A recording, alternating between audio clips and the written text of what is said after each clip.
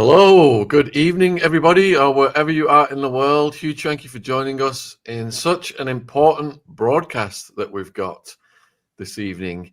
Kevin has brought Sue and Gina on, and Sue is the sister of the priest who was unalive. We're going to be talking about this.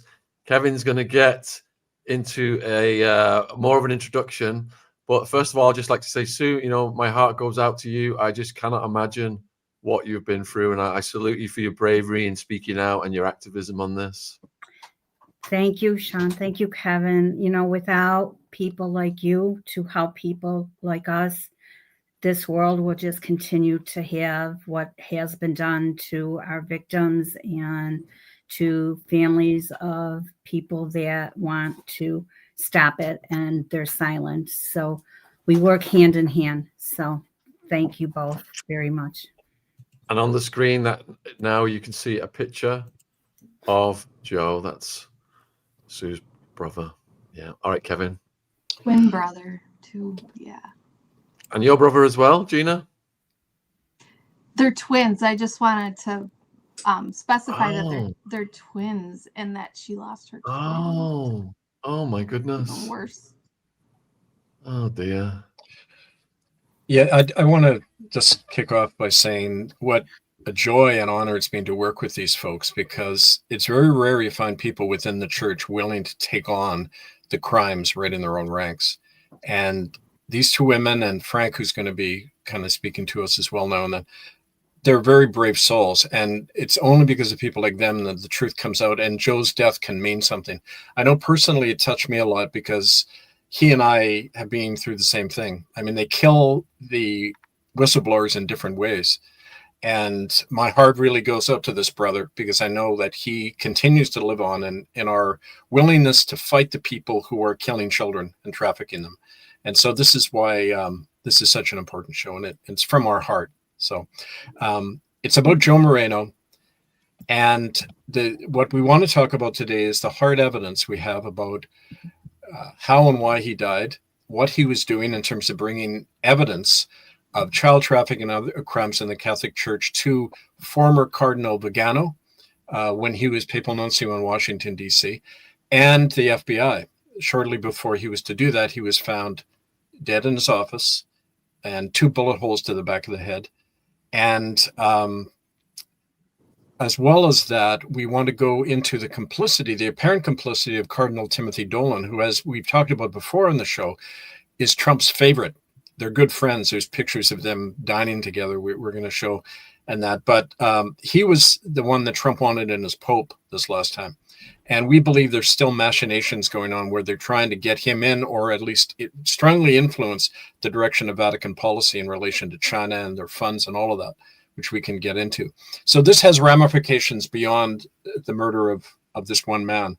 And also something that's come up is some startling things that Sue shared with me about how there's an actual policy in the Catholic Church. They call it ribbon insurance for some reason. And it's whenever there's a crime scene where somebody has died, the police don't get there first. The Catholic Church gets there first. They tamper with the crime scene and they affect the evidence, remove whatever they want. So this is more proof that we're talking about that the church is a power unto itself. It does whatever it wants. The police and politicians let them do it.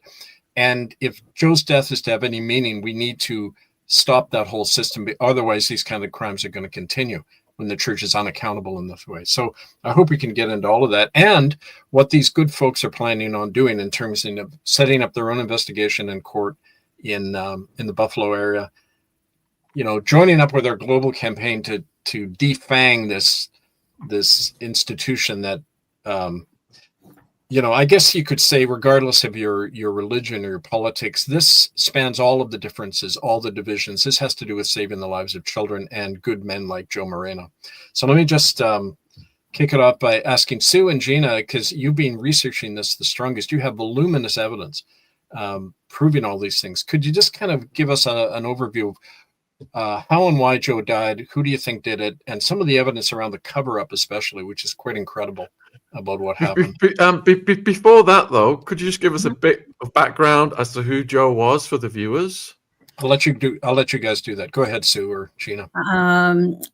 Father Joe, known to everyone and anyone, was beloved in Western New York and beyond. He was there for the people that needed help the most, whether it was the elderly, whether it was the poor, whether it was victims. It didn't have to be just clergy abuse, domestic violence. Father Joe was there. Probably one of his most triumphant work that he did. He was chaplain for Ground Zero, and he actually went out that day. So he was right in the pit, and he was ministering to those alive and deceased, as well as working with the firemen, firefighters in rescue, and then having to comfort the families after they passed. He was actually awarded the Medal of Honor from Governor Pataki for his work there, as well as from former President George Bush. Just a note, they actually stole his Medal of Honor along with many of the other things that they took from his private quarters the day that he died. He was your protectant. He would help anyone that needed help. He had ties to law enforcement. He was chaplain for so many different law enforcement agencies. And to be honest with you, they all let him down. But that's a different topic, different day. Joey was going to expose the clergy abuse and the trafficking that was happening in our diocese of Buffalo.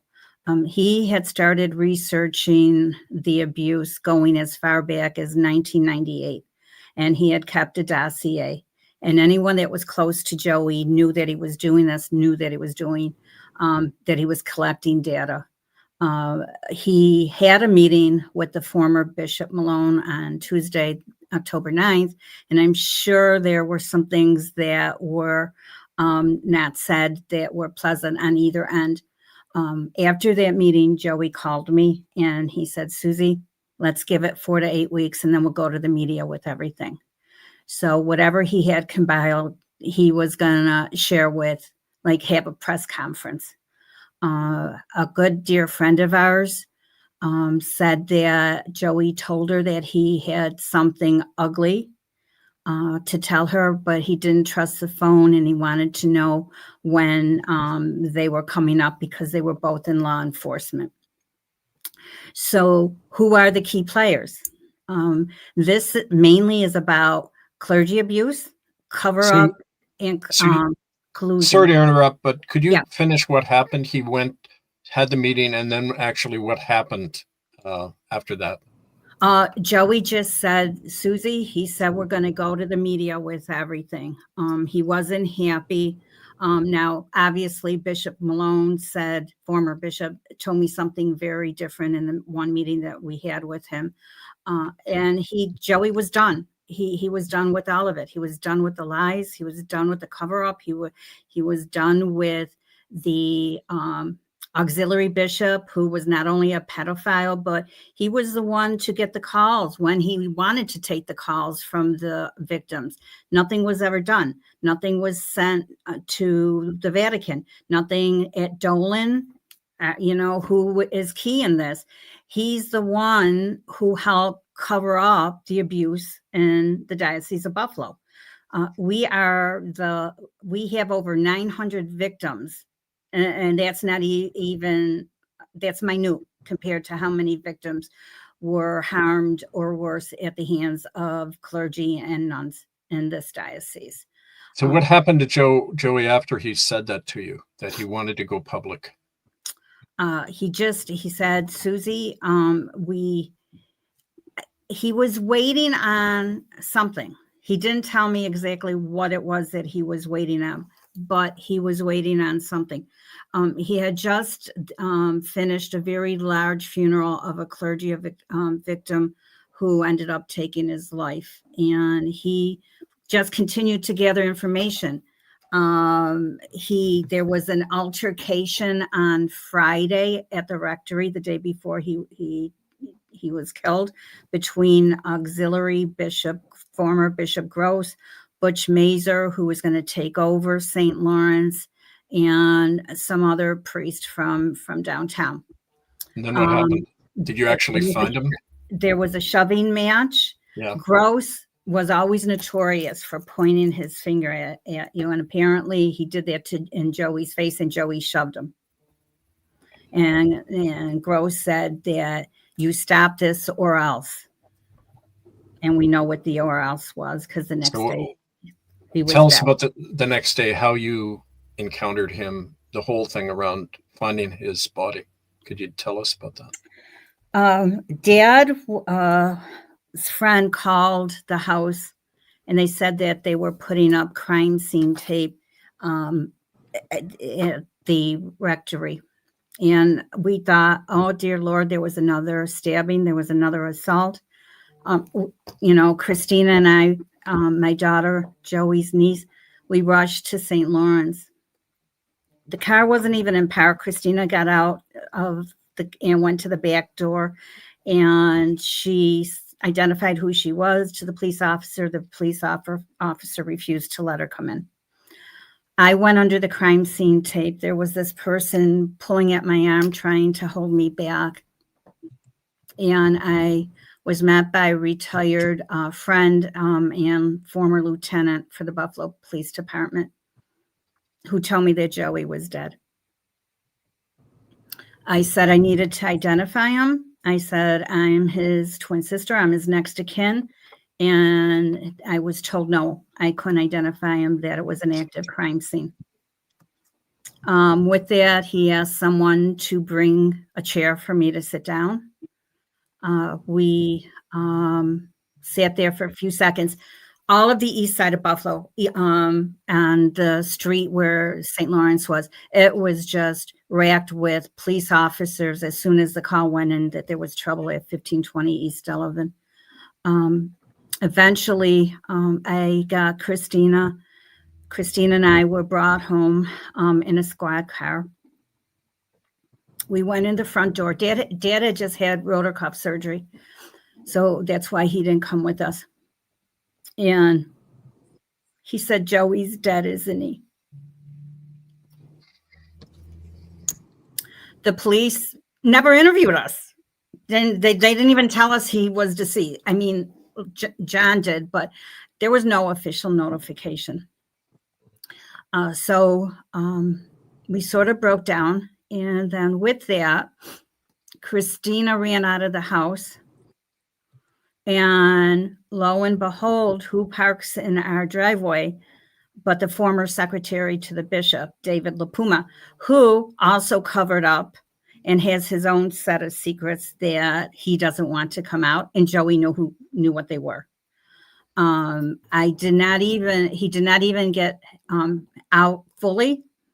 I said, I know you murdered my brother or you had it done. I said, you're trespassing. And at that point, we had a squad car in front of our house that whole weekend. And I think he was stunned, to say the least, that someone would talk to him like that. So the police officer got out of the squad car and he told him to leave. And he did.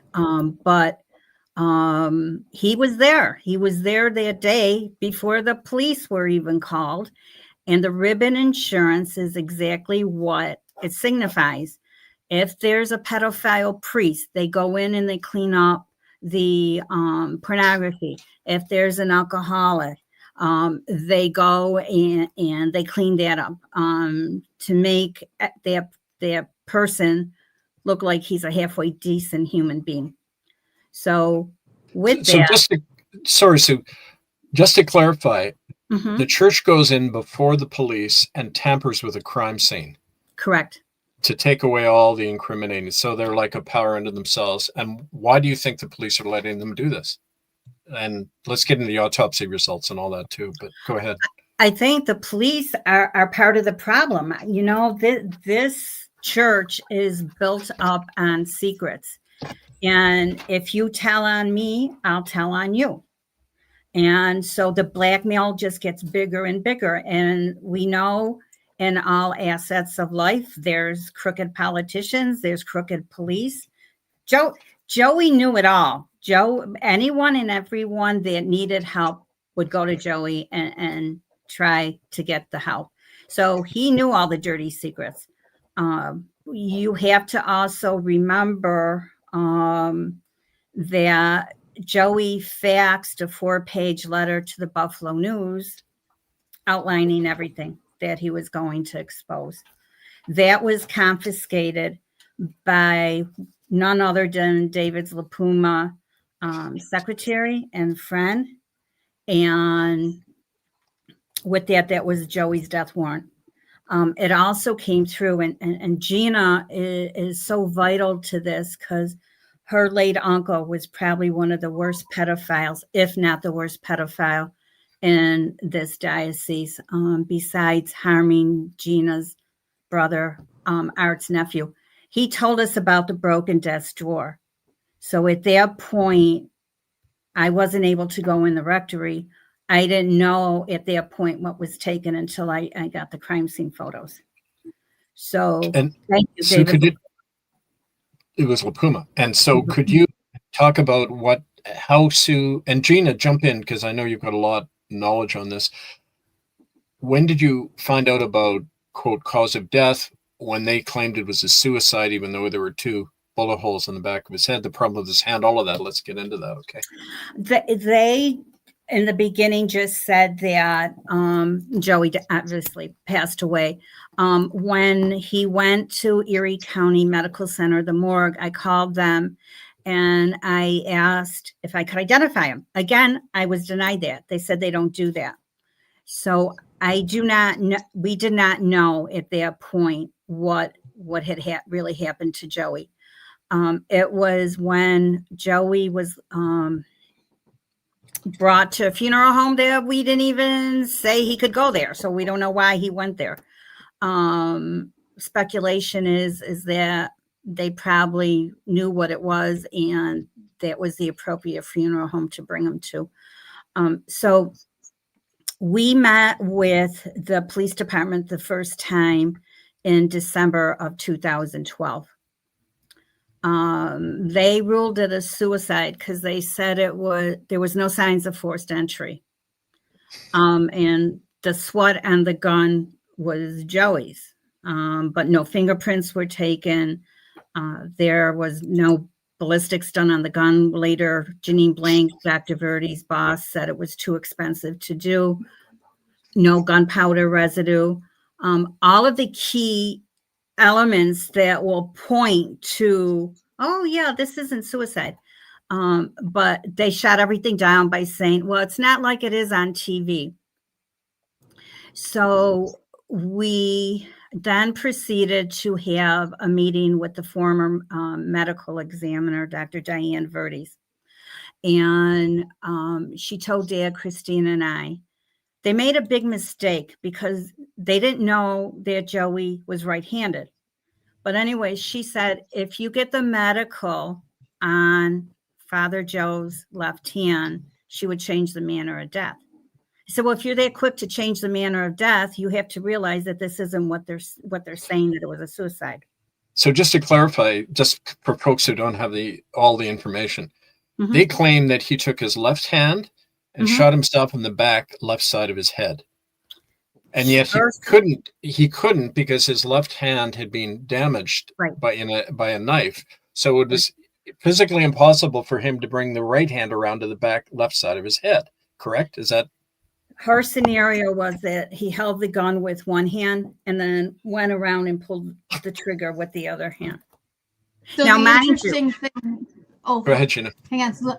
So the interesting thing about the wound in his hand, okay, so like 6 or 7 years prior to this event, there was a break-in at St. Lawrence into the rectory, and there was like a 6'4" big guy that went in there to rob the rectory and got in a physical altercation with Father Joe. Father Joe stopped him from stabbing him and got it in his hand. And then I think on the ground there was like road salt, and he threw it in the guy's face, and that's why the guy left. There's a very good chance that was the first attempt. there's no reason to believe that the Catholic Church didn't arrange that too, because the Catholic Church has clearly been organizing all of this resistance with Father Joe all along.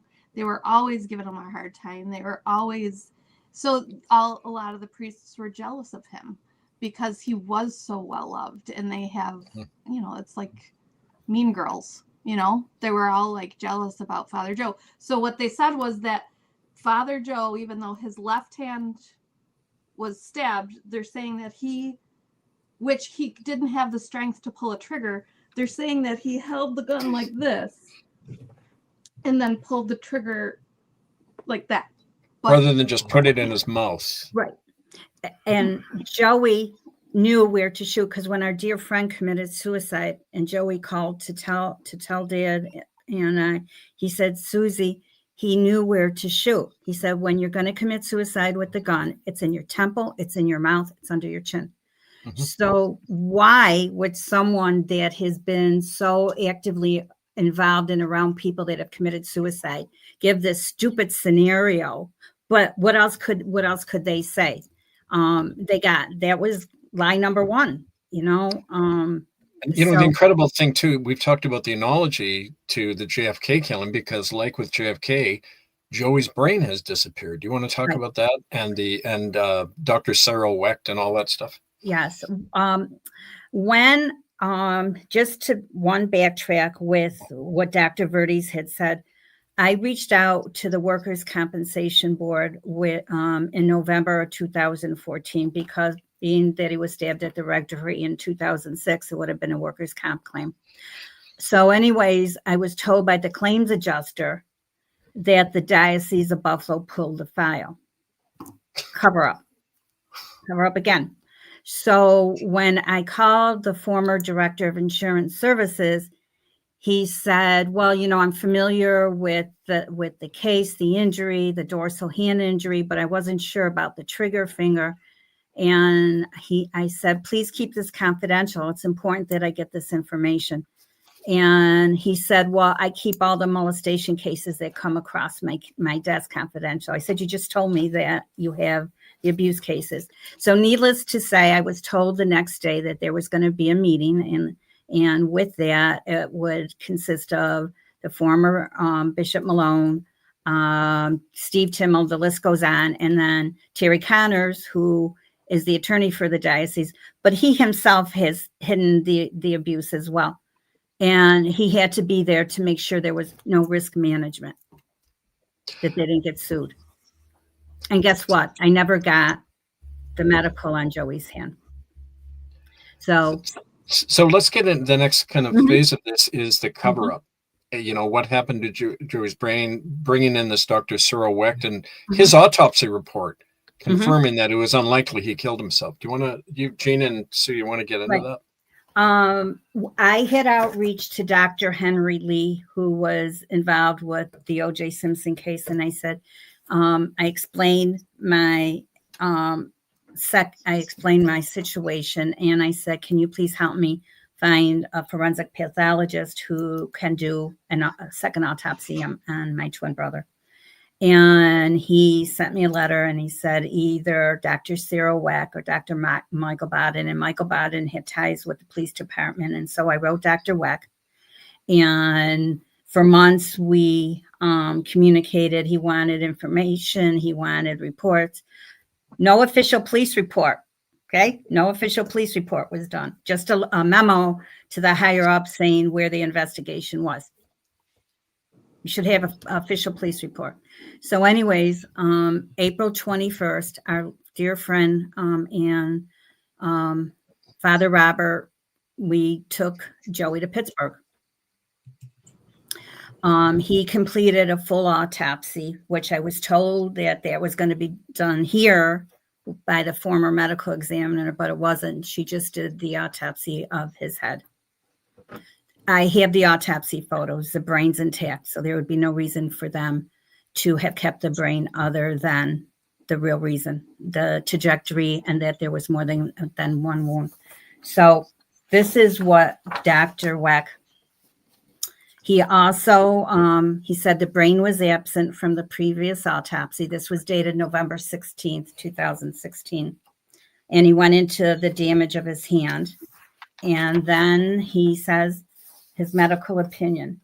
Following my review of extensive materials submitted by the sister of the deceased, based upon the entrance of the gunshot wound in its trajectory, it is my opinion expressed with a reasonable degree of medical certainty that a right-handed individual trying to commit suicide is highly unlikely to shoot the weapon with his left hand in his left posterior temporal area. Moreover, as a result of a significant documented injury to his left hand, which produced substantial muscular weakness and diminished mobility of that hand, it would have been extremely awkward for him to have committed this physical act.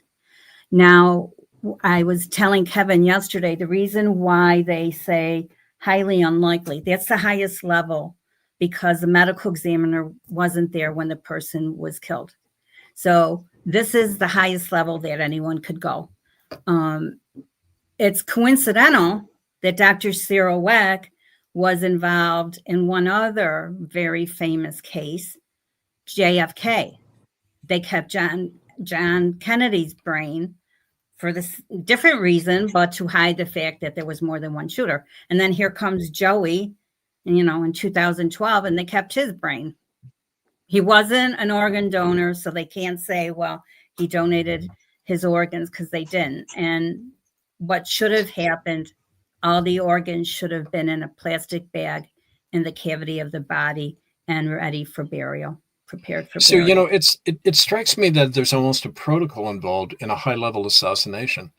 We noticed the 2 bullets at the back of the head. That's how that California reporter was killed by the CIA when he exposed the crack cocaine, Gary Webb, when he was found with 2 bullets to the back left side of his head as well, like a calling card. But the protocol of taking the brain away, it's almost like there's a system in place for how you deal with a high-level whistleblower who you want to just get rid of and fog it, right?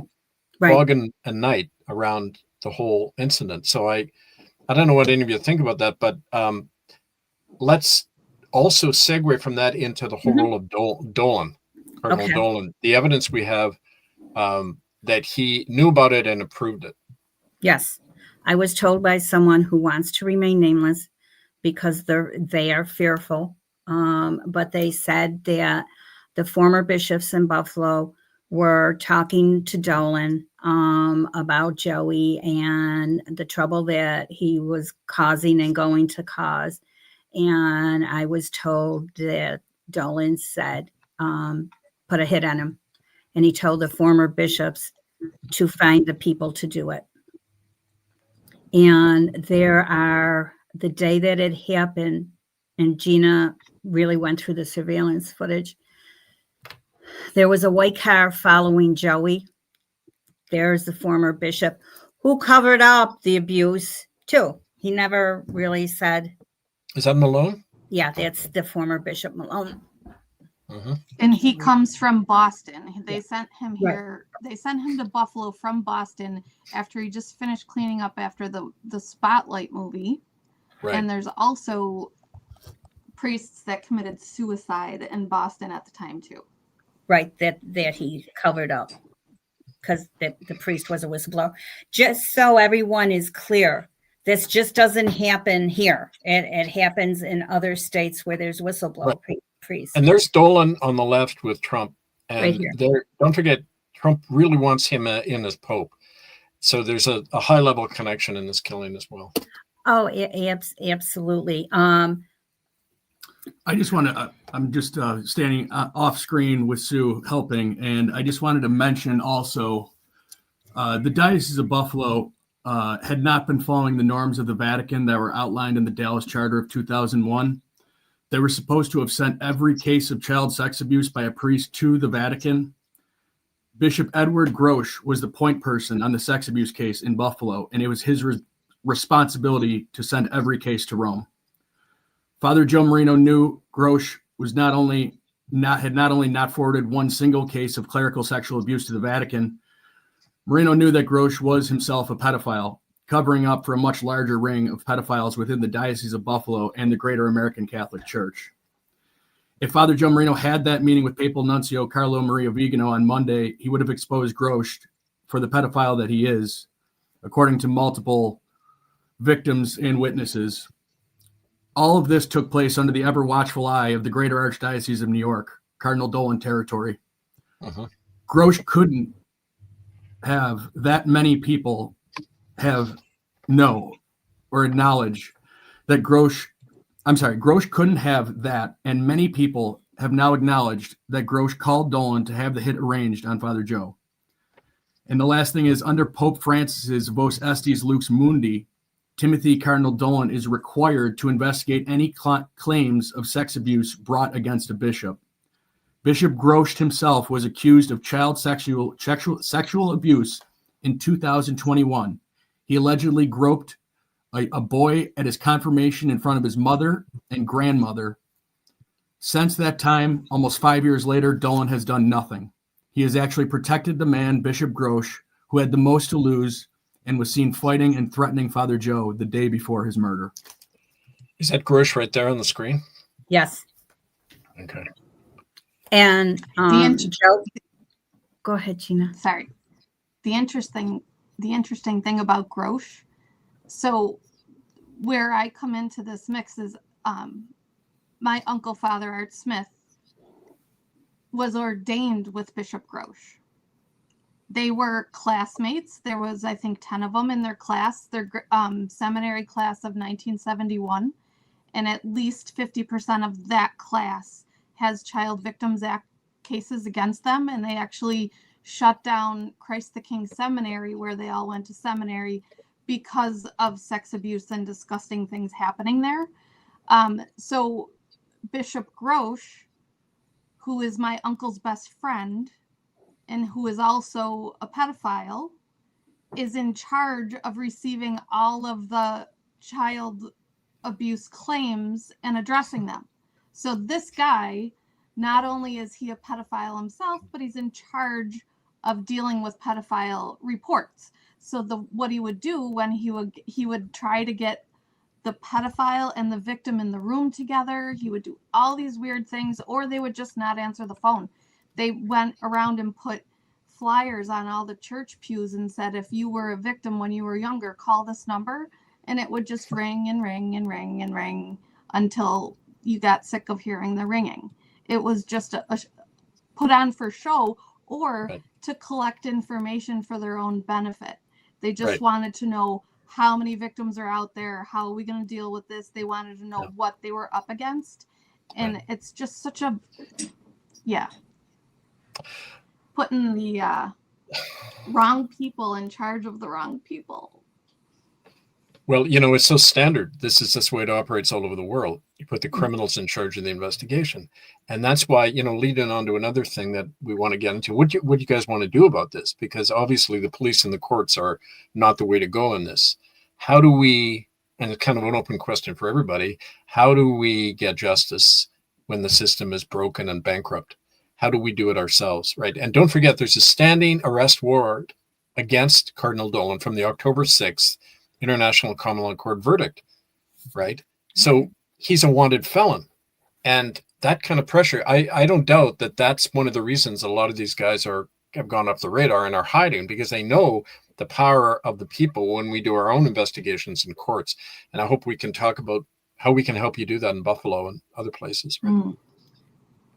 Most definitely, because, I thought doing the second autopsy, having a reenactment done by another individual, renowned forensic scientist, Michael Archer, that would have been enough. It's like, well, what more do you people want?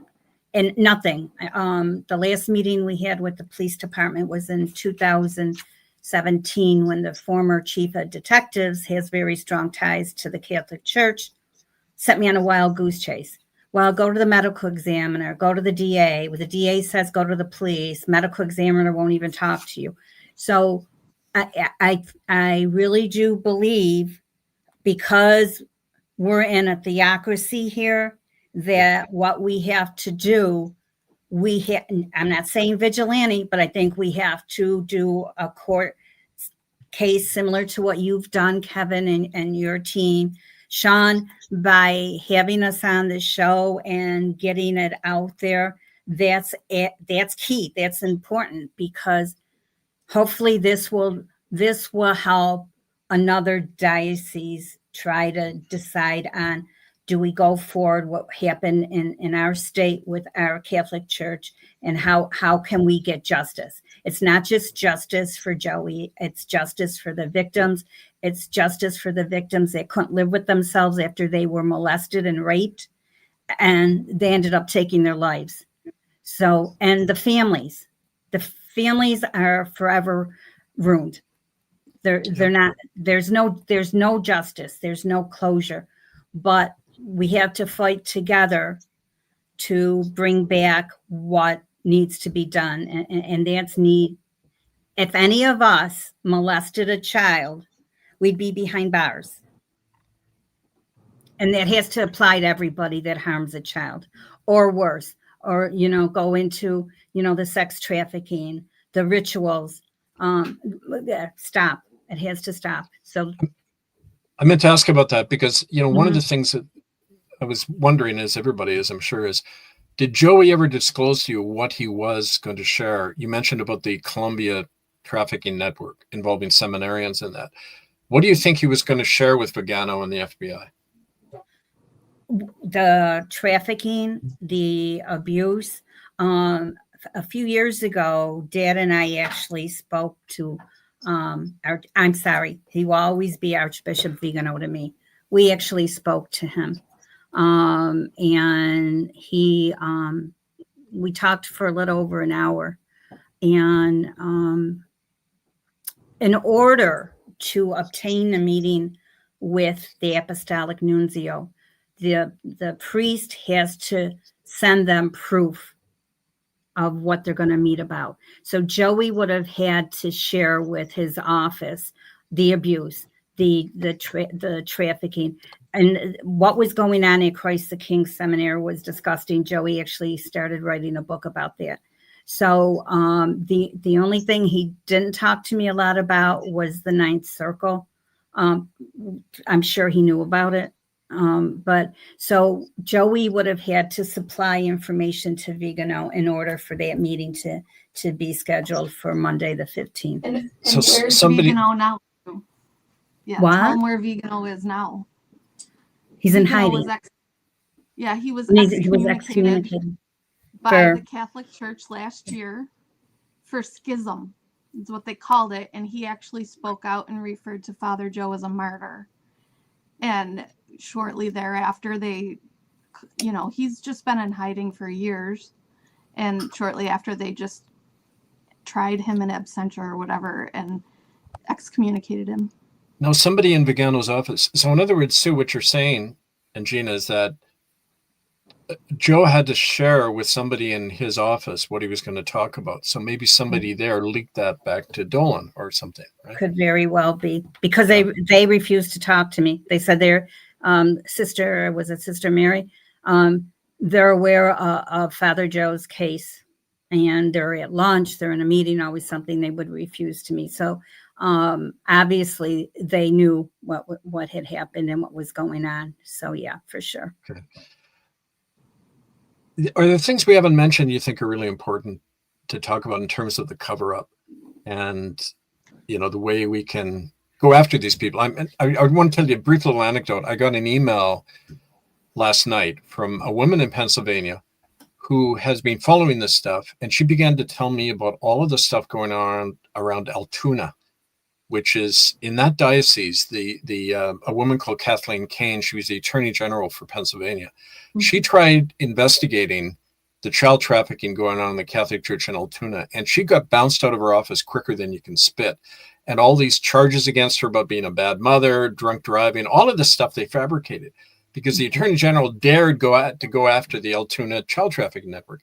And this woman said, I know about all this stuff. I'm going out with flyers and I'm going to start telling everyone in the pews of the Catholic churches to stop putting money in the collection plate, because I know that's what's going to get them concerned when you affect their money and their public image. And I said, get on board, and I want to connect you with this woman. Yeah, because there's good-hearted people all over the place who want to take action, and they're waiting for leadership on this. And you guys are the best ones to provide that leadership with what you know, right? The cover up just is so massive from, and entering the door. I mean, as soon as they entered the door, their crime scene was tampered with. When the police officer removed the gun, depending who you talk to, the gun was in, numerous positions. That was tampered with. You don't remove the gun until you get the crime scene photos in comparison to where the weapon was with the victim. That wasn't done. So, all they had to do was to say, okay, no one come in except personnel that need to be here. Lock the door is safe. The room is secure. They didn't do that. He took the gun. Can I tell the gun? Can I tell the gun story real quick? Oh, you certainly I'm going to tell. Okay, so the gun on the scene in the crime scene photos is in a Ziploc bag with the bullets emptied, and they said there's no photographs of it on the chair anywhere like that, right? So this particular gun is kind of an old gun, and it's sparkling clean. They say that it matched Joey's sweat, which is like, yeah, no, they did not test that. But the point is that it's not necessarily the gun that fired at Joey's head, because the gun at the scene was turned in 17 years prior to Buffalo PD with Joey's help. So one of Sue's friends had inherited guns that she didn't want, and she wanted to turn them into the Buffalo PD to be destroyed. So Father Joe brought over somebody from the Buffalo Police Department. She gave them 2 guns. He put them in his pocket and left. And she said, well, do I get a receipt or anything like that? And, that was the end of that. And that's the gun that showed up 17 years later in Father Joe's office. And it wasn't tested as, they said that it was functional. So they assumed it was the gun or whatever. That just the excuses and all of the stuff. And then they'll tell Sue that, well, you're beyond the statute of limitations. But my understanding is that in New York State, there is no statute of limitations on murder. And I don't see why this death certificate shouldn't be changed from suicide to homicide, because this entire investigation has been financed and done by Sue, not by the police, not by the government that we invest in with our tax dollars. That government is here to protect the Catholic Church and not the people that are actually paying taxes. The Catholic Church doesn't pay taxes. We're paying for all of those politicians, and they're taking their energy and our money, and they're protecting the Catholic Church instead. They're also funneling through a thing called the financial concordat with the Vatican Bank.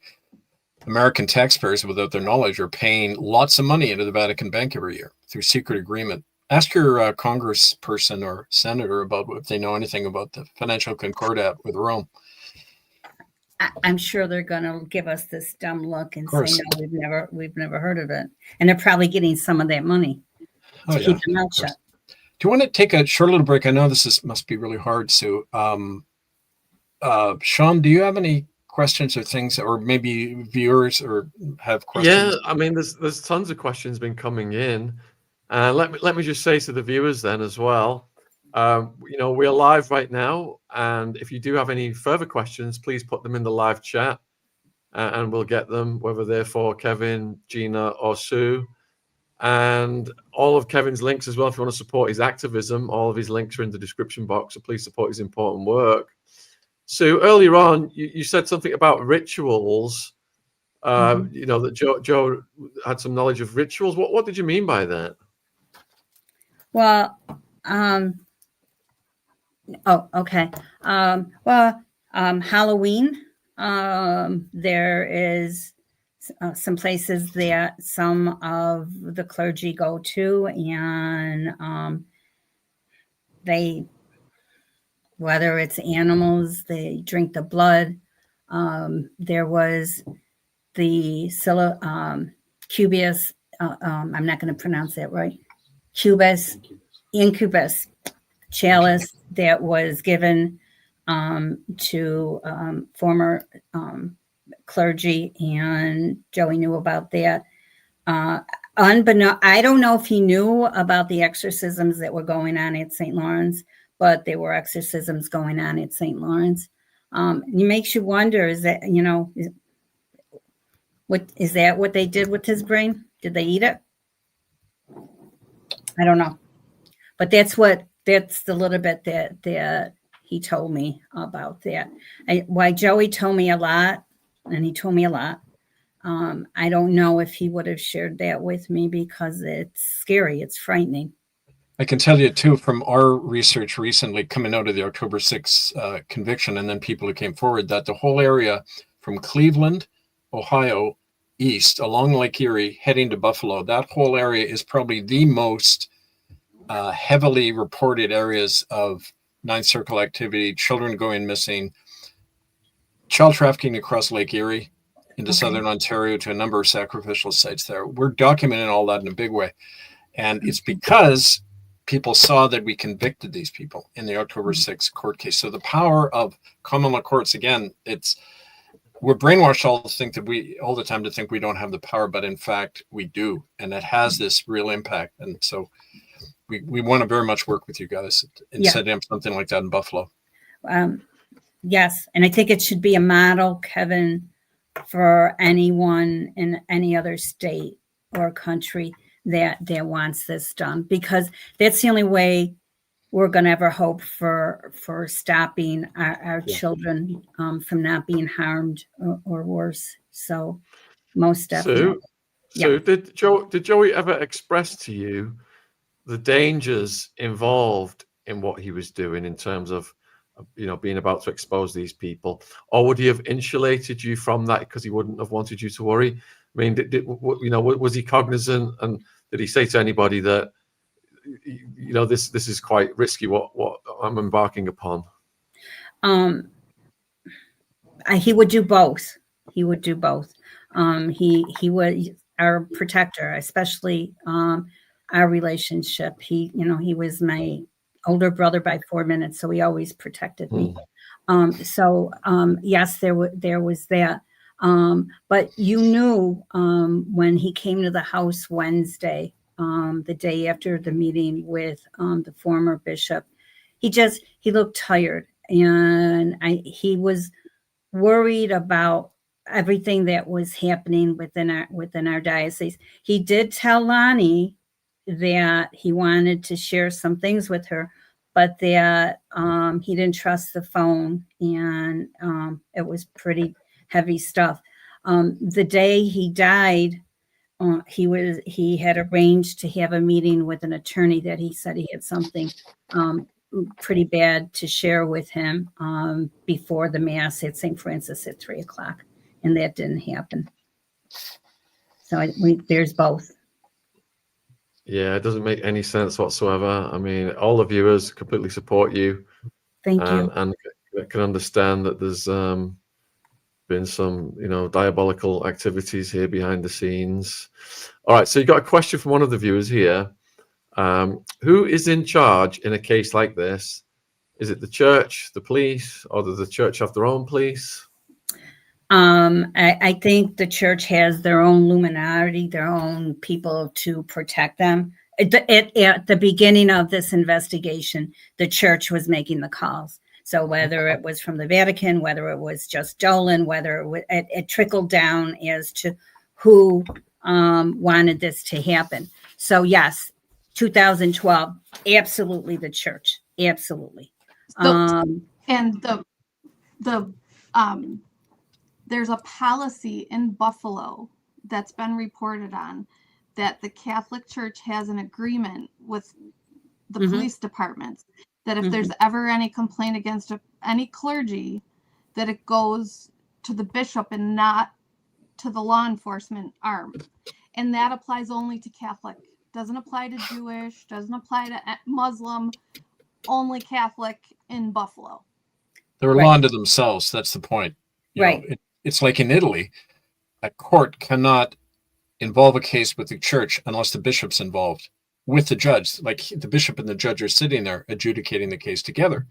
And you're right when you say it's a theocracy. They're a power not only unto themselves, but integrated with the state, church and state, right? And you're taking on both. And that's why this whole Dolan connection is so important, because it's showing how high it's right to the level, right to the top, like the Crimin policy or this ribbon insurance. I mean, I don't get is how people can tolerate this shit, right? Sit there in the pews and go in and think this has something to do with Jesus Christ. I think, Kevin, unless it affects you. Yeah, I know. You don't. You don't. And, it's not the church is at one point is its own monster. Yeah. And what Gina was saying about when there is a clergy that is actively molesting a young person or child, they're to be turned over to the bishop, not to be arrested, not to have it proceed to go to the DA's office. You had, with our situation with John Flynn, there was a huge church connection. His uncle at Cosgrove, at one point his law firm was with the diocese. Then we're going to bring his nephew in, John Flynn. John Flynn looks the other way when there is a case. He's the district attorney, just to clarify. Ed Codgrove was a New York district attorney. Then his son, John Flynn, took over after a nice little talk with Bishop Malone, right? And John Flynn is considering a run for... John Flynn's considering a run. I've heard a rumor. I don't know this to be true, but I've heard that John Flynn is considering a run for Erie County executive. So as district attorney, he would say on a news interview or whatever that his Catholic faith informs all of the decisions that he makes every day. And he would just come right out and say that. And so then he's the guy that's telling Sue that she's past the statute of limitations or whatever the excuses were to not modify the death certificate. And now this guy, he went to his uncle's law firm, and that law firm with Cosgrove is like the biggest law firm that represents the Diocese of Buffalo. And when Cosgrove sent an email to Bishop Malone and said he was like asking for financial support or something like that, since he's been working with the Catholic Church for so long, he sent some kind of an email to Bishop Malone, and Malone replied angry that he sent it using the wrong server. Right. They have back channels directly. I mean, it's the corruption is mind-boggling, and we are in a constitutional crisis in Buffalo. You can't trust when they tell you that something was an accident or something was a suicide. You cannot believe it. I can name probably 10 deaths that were newsworthy in Buffalo that, Verdes is implicated again. There's multiple deaths where her job in the Erie County Medical Examiner's office is in question. She was brought in to testify a year and a half ago about a case where a gentleman was killed at the Erie County Holding Center. And there's Amanda Winkowski, this beautiful girl who was also one of Father Joe's parishioners, which is very also interesting because Amanda Winkowski was Father Joe's parishioner and will go and speak to him on occasion. Well, she ended up dead. They found her folded in half, face down in a garbage can in a church parking lot. Her tongue was cut out. She had wounds and torture marks all over her body and the DNA from like 7 men. And Verdes ruled it accidental overdose. This is Diane Vertes. She's still medical examiner for Erie County, or she's retired now? She resigned. She resigned. On the stand, she said that she was forced out because the Catholic Church wanted to put an end to a story. She said that it was because of them. On the stand, and the judge on the stand said that she lied right to my face. Everything that she ever did in the medical examiner's office should be re-examined. So these folks, like the district attorney, they take an oath to the Constitution, which separates church and state, which says the government will not establish any form of religion. And here he is saying, I'm putting the interests of the Catholic Church before the rule of law in the Constitution. Absolutely. I mean, for any of the alleged whistleblowers throughout the area that have experienced, that have shared things with us, it's, Joey wrote letters that went to the DA, went to the Vatican, went to the Archbishop Nunzio.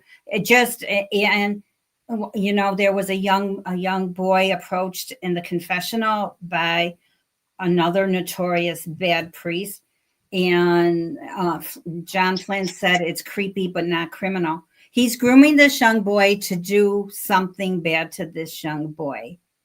What does it take for you to see this?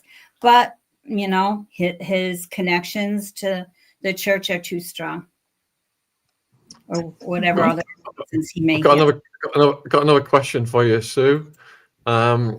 Since when in the USA do we not have a family member identifying a deceased body? That itself is highly suspicious. I would definitely be demanding answers to why as a twin sister. Of course, who do you demand it to when they're all involved? Right. You don't get anyone to call you back. The DA refused to meet with Dad and I. The former chief, the commissioner of the Buffalo Police Department, Dad had been calling him for a while. The last call before he retired, he said, Joe, we really botched up the crime scene. When I get back from Toronto, his daughter was in a softball tournament. We'll meet. Well, that didn't happen. After that, we're on 2 other commissioners. They won't even return the call. So, we're so tired and sick of hearing it doesn't work like this. And that this is TV. We're not TV. It's like you have an incarnate priest that was in good standing with his church. You've helped cover up a crime. Just in the crime scene photos, there's things that are moved. The desk drawer that La Puma broke to take what Joey had in there. They took his safe. They took the fax machine. And Gina's late uncle, he mentioned all of this. And it's like, that wasn't even common knowledge to us until we got the crime scene photos. So they knew what they did. And they'll continue to do it because the police look the other way. You got a question from Donnie here. Mm-hmm. Can you expand on Joe's personal belongings and memoirs? And can you sue? Well, Joey had a canon lawyer, Father Vincent, and Father Vincent and I tried for years to get Joey's personal belongings back. And other than a note from Malone, which was useless.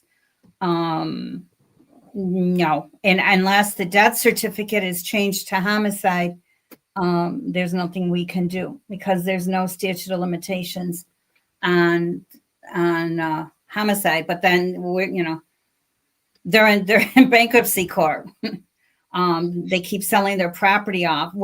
We have the largest amount of clergy victims throughout the United States. Gina, were you going to add something earlier, Gina? I think. Yeah, so the reason that Sue and I connected, so my uncle's father, Art Smith, he was the oldest of 11 children. And so when my mom and dad divorced when I was like 9 months old, I was just a baby. So we moved into my Uncle Art's bedroom because he had moved out to the seminary, right? So I was born in 1972. He's got Child Victims Act cases all the way back. The latest one that I know of is 1970, or the earliest one I know of is 1976. And that was particular event was on a trip to Washington, D.C. with Jack Kemp, who is also rumored to be tied in with the Franklin scandal. So if you know anything about the Franklin scandal, Jack Kemp is like the whole first couple chapters. And so in 1976, my uncle went with Cardinal Simonis down to Washington, D.C.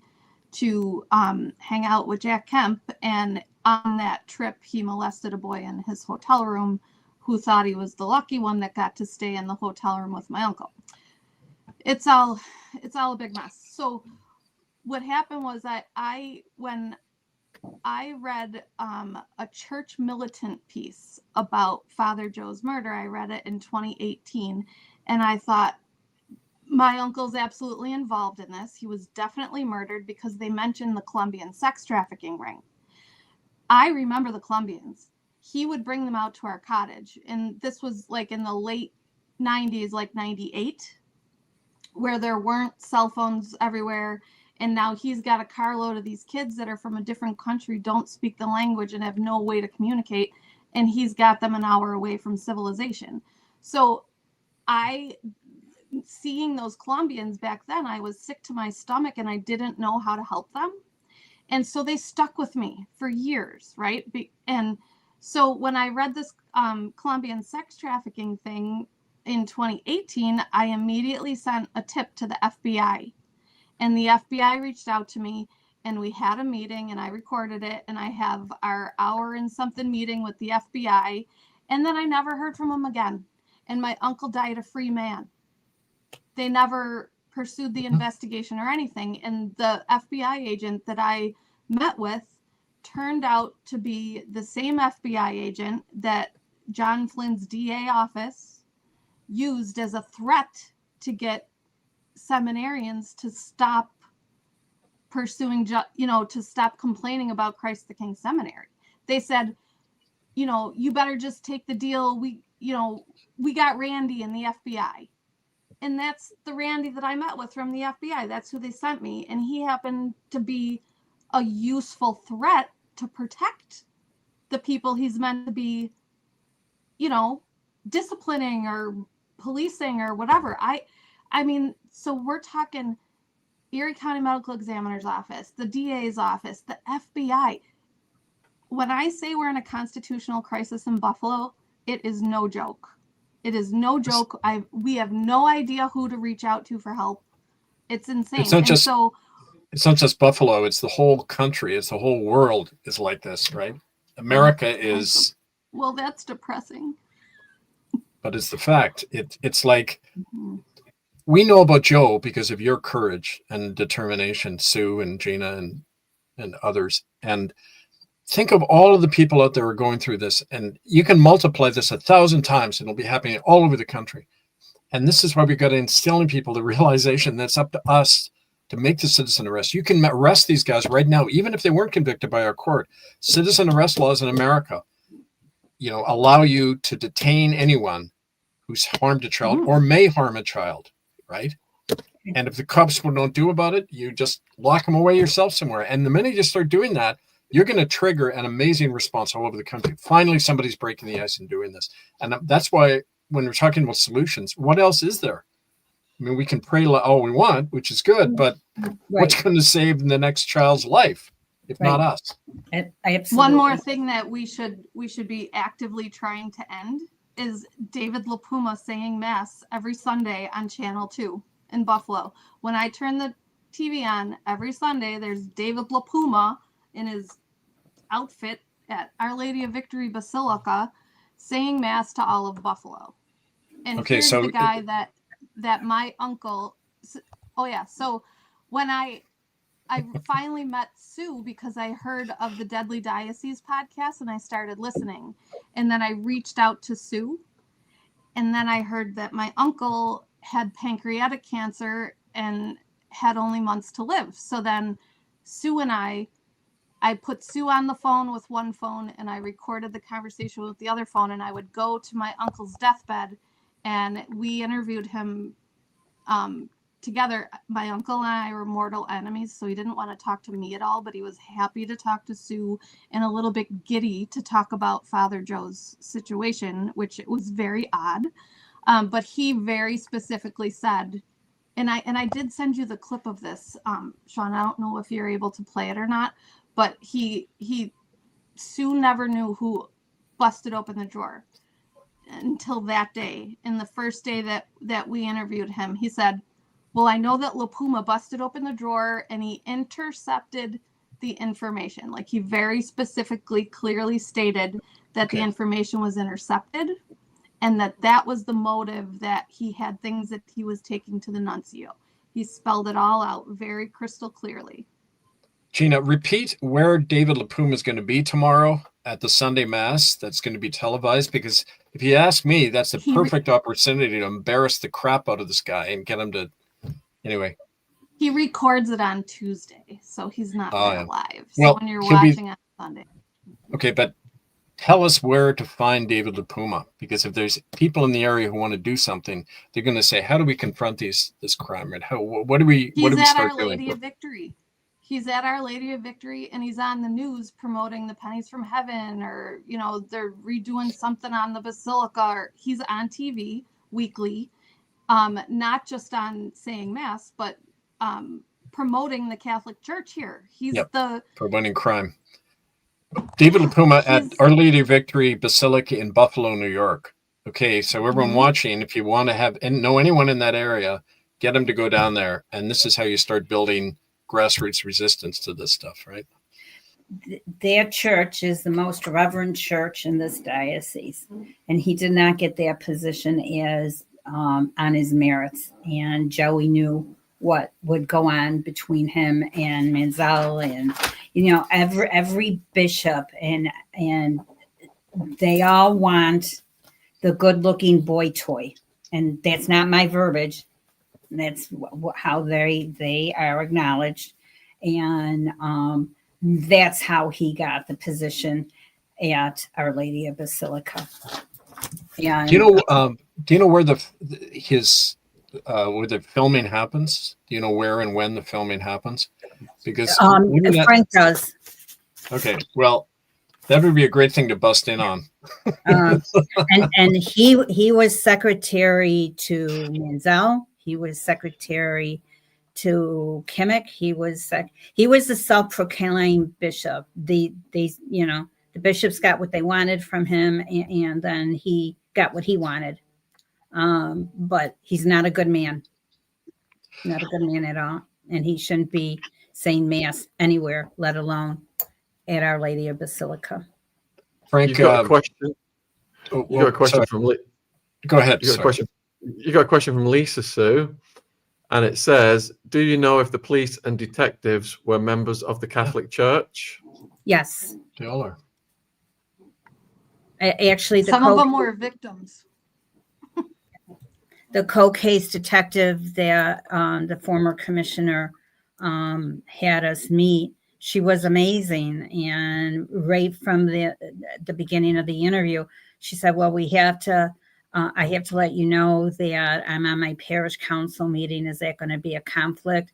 And we said no. And she said, we're off to a good start. I had numerous conversations with her. And then at the second meeting, she said she was taking medical leave. And it was like, well, when's that going to happen? And she said the next day. But she was spot on. So I think some of them can be impartial. I think like the former chief of detectives, absolutely not. I think he's right in bed with the church. Yeah, for the 10% who are actively involved, 90% of the cops will not, or judges or church people are not going to step on the toes of the ones doing it. That's been proved time and time and time ad nauseum over and over. So, Frank, do you have the information about where the La Puma is filmed every Tuesday? Hey, I like the outfit. Yeah. Oh my God. Thank you. I'm channeling my ancestors. I do. I probably. Do you want me to say that over the air? Yes. No, because it's doxing. It goes against YouTube's policy. We can't because of the doxing policy. Oh, what's that, Sean? What Yeah, policy is YouTube I'm just curious. doxing. YouTube will Yeah. they'll shut the video down for doxing. What is Yeah. doxing? Giving out addresses and urging people to go there. Yeah. Oh, I see. So yeah. Handy. So let's leave that for now. Gina, I've got this file, a Dropbox file that you've sent me, but there's a lot of different files in it. Is there It should be named. any? Yes. Let me Go find on. the name of the one. Which one? And thank you, viewers, for all the questions coming in for Sue. We've got about another 15 minutes before the next show starts. Okay. So if you've got any further questions, please keep putting them in the chat. And So there's we're one going through- titled drawer.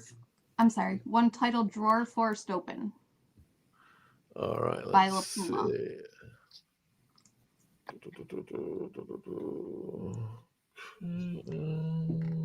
There's also a good one that is about him. My uncle references John Flynn and how he believes that he's the corruption that he believes is going on in the DA's office. So drawer force. Okay. Oh, so this is a video, audio file, is it? All right. Do you want to give the context before, and I'll get it on the screen? Yeah, so this was our first conversation with my uncle when Sue and I met him there at the he was like going into hospice care. He was at Autumn View and right down the street. So he didn't want to talk to me. Like I said, we were mortal enemies my whole life. I did not like him, and I quite literally have spent my life screaming from the rooftops that this guy is a bad man. Please steer clear of him. But yet he still got to my little brother when I was out of the country in Australia. Anyway, so in this conversation, Sue had nobody knew who busted the drawer open. When you click play, nobody knew that yet until he says it. So if you want to hit play, that's. Yep, I'll hit play right now. 1 second. And then I also heard. Now, do you think he was killed in his office, or do you think he was killed someplace else? Your brother, you mean? Yeah. I think he was killed in that room at St. Lawrence, Okay. where his desk was and everything. Okay. Because Don't you think that? Well, I'm not sure because there's no blood splatter on the walls in his private quarters upstairs where the crime scene photos are. Uh-huh. So, when Church Militant did the reenactment, Michael Archer, the forensic scientist, said that they brought him upstairs by gunpoint. Really? Yeah. Now, But wait a minute. Wait, wasn't his desk and all his paperwork, was that downstairs or was that upstairs? He had two offices. He had his office downstairs off the kitchen where like Barb and Deb and all the office staff were downstairs. But then in his private quarters upstairs, he had his private office, which he didn't lock because it was right across from his bedroom. That's where he was found.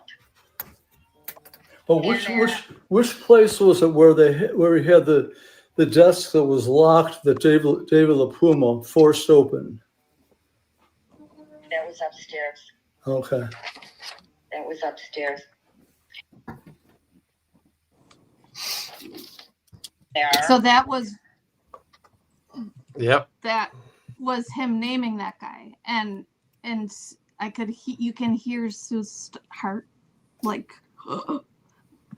she had been trying to find that out for 12 years. Who forced the drawer open? Right. And I was there And at the here end of just- September, and the drawer was fine. Why would Joey need to break his own desk drawer? I asked that of the police department. And the crime scene photos, even the face of the drawers in different spots, everything's moved. Yeah, you can see in the crime scene photos, in one, the pill bottles are positioned different or facing the other way. Like people are messing with things while the camera guy's taking the pictures. It's really just it's sort of embarrassing. The job that the police did looks so messy and so rookie, but when you know that they were doing what they were ordered to do, it's like, you know, they know the threat, right? Like they're looking at somebody who was murdered for disobeying. What else are they gonna do? They have to follow, and so when They could do people it. ask, They could do what Joe ask did. well, people ask who murdered Father Joe Moreno, and I say it's the Diocese of Buffalo. It was a collective effort. The biggest question is who pulled the trigger. But when you look at his funeral mass and the thousands of people there that day, hundreds of clergy and thousands of people, I'm telling you right now, every one of them knew that it was murder. They all know it. Everybody knows it. Everybody in Buffalo knows it. It's just not on paper anywhere because it's just a game they're playing, or, you know, they're protecting. They have a lot of power right now that is waning because of all these Child Victims Act cases. But at the same time, half of the government's going to come down with them. Well, you know, they wouldn't be acting with such impunity if they were worried about being taken down. They knew they were going to get away with it. The only thing that ever stops them is to embarrass them and threaten their money and their public image right in their face. That's the only thing it's proved that ever works, right? And you know, it's what we do next is what counts, right? Right. You've got a few more questions, Sue. Okay. So here's one. Can you ask Sue if the Catholic Church has children wearing uniforms to church or schools, or if they gift children shoes and clothes? Because in China, they place chips and trackers in the uniforms for the kids. They give them uniforms. I know they who knows if they're tracking. I think with what happens here, when a priest or a nun is interested in a child, what they will eventually start doing is grooming that child to gain their trust. And they know the dynamics of the family. It might be a one parent, and they, you know, buy them ice cream, buy them toys, give them a lot of attention. And then once they gain that trust and that attention, then that's when they start molesting them. But there were a group of altar boys that were given Go Cross, and each one of those altar boys had been molested. And that was the sign for the other priests to know that these boys were molested. You've got another question. Do these churches get big donor money from certain individuals who could be involved in these crimes, especially towards children? I'm sure of it. Okay. Anna wants to know, has your family ever tried to form an organization or association of the victims? We established in 2013 the Father Joe Moreno Foundation, and it wasn't just to help the victims, it was to continue Joey's work, because even though Joey wasn't here, there's still the elderly, there's still people that can't afford their medication, there's people that need food. So we do all that. We've done all of that. We did a lot with our local children's hospital, especially the parents with the children in intensive care that may or may not make it. So yes, we do it. And, you know, I don't know if this will work, Kevin and Sean, but Gina and Frank put together a petition. And I think the more people that sign it, the better our chances of getting the death certificate start to change. And then Kevin is going to help us with what he's doing, and we're gonna try it here. But we just have to get the right media, the coverage. I mean, everyone wants Joey's story, but they want the death certificate changed. Well, you know, easier said than done. Can any of you guys email me the link to the petition, and I'll get it in the live chat right now. We'll get people start signing on that. Gina, can you do? Do you want to email that over to me, Gina, while we do a few more questions? Here's a question from Goldie Yeah, that perhaps all. Go ahead. You okay, Gina? All right. So Yeah, Goldie wants to yeah. know: it is really very hard to have any kind of faith in these institutions. You shouldn't. Why are they targeting our children like this? So perhaps you all could have an answer for this, but I'll start with you, Sue. They didn't become priests they were not men of God. They became priests so they could have access to our children or have access to other men. That's why they became priests. So they should never have been allowed to be ordained. And the few that are good,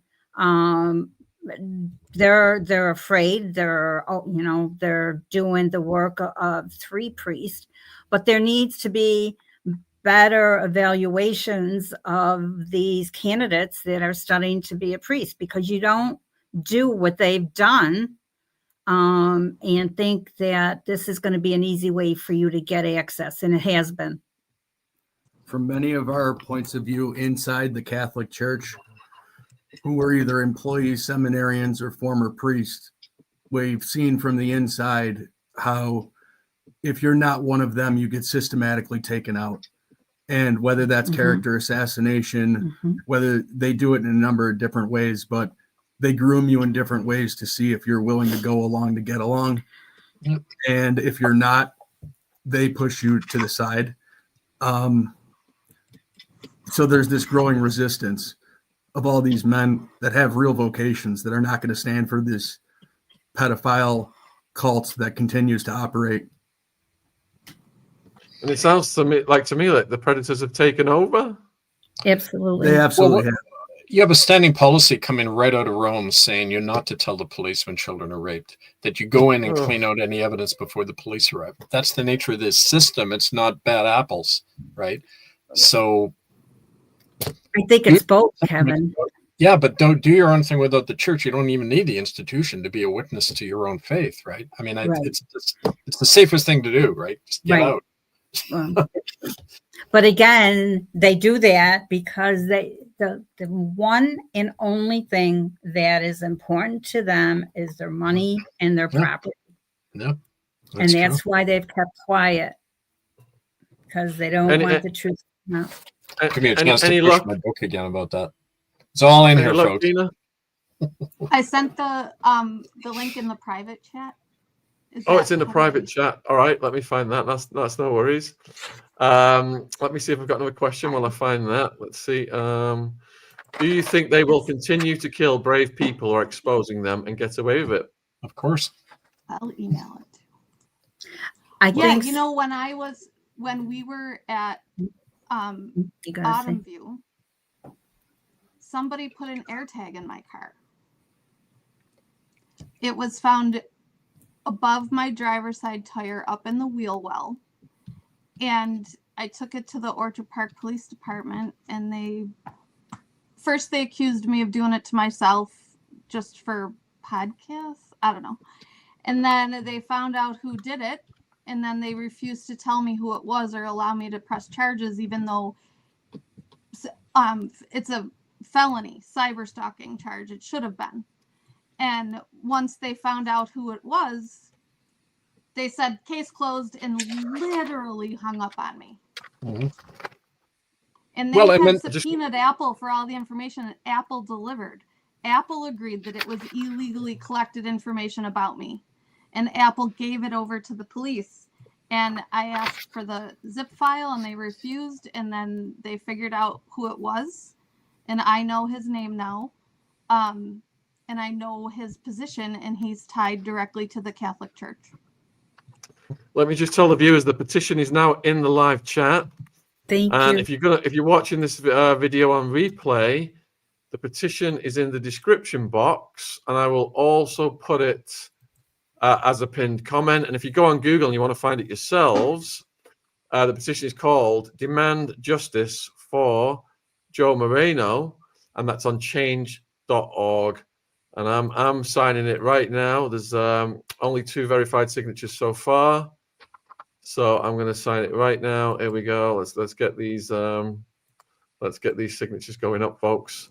Sean, before we go up there, I just wanted to request that we come back in the new year, because we want to start an initiative in Buffalo, which would be an extension of the common law court that just convicted these people, including Tim Dolan.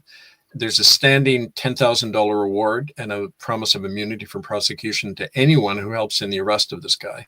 And we want to extend this to the level of Buffalo so that these local predators will be stopped lawfully when the courts aren't doing it. So I hope we can come back and talk about the steps we're taking to do that in the new year as a way to do something about this, right?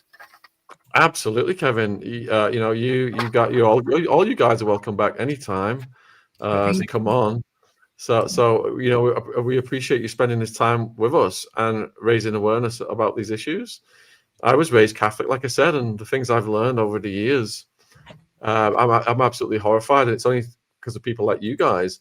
I mean, we're just, me and Kevin are journalists and activists, but Sue, oh my goodness, what you've been through, you know, you've just lived an absolute nightmare to go through this. So, and it's that gives you all the more power to tell the story because you're so close to the truth of what's happening here. I promised Joey that night that I would get justice for him because he always took care of us. And I told Gina and Kevin and Frank last night, I regret that he became a priest. Wow. So, do you have anything you'd like to say in conclusion to the viewers then, Sue? if you see something, report it. Please don't get harmed. But the only way that we have to be vocal, and they can't kill everybody. They don't have the power that they once had. Money is dwindling and eyes are upon them. So just do what Kevin and his team are doing, support Sean and his podcast, and let's get them. Good will win out over evil. It always does. Thank you. Kevin, do you have anything you'd like to say in conclusion? No, just that I'd like to follow up in the new year with what we're doing on the ground to stop these people. And just to remind people, solid evidence in here about the nature of what we're dealing with.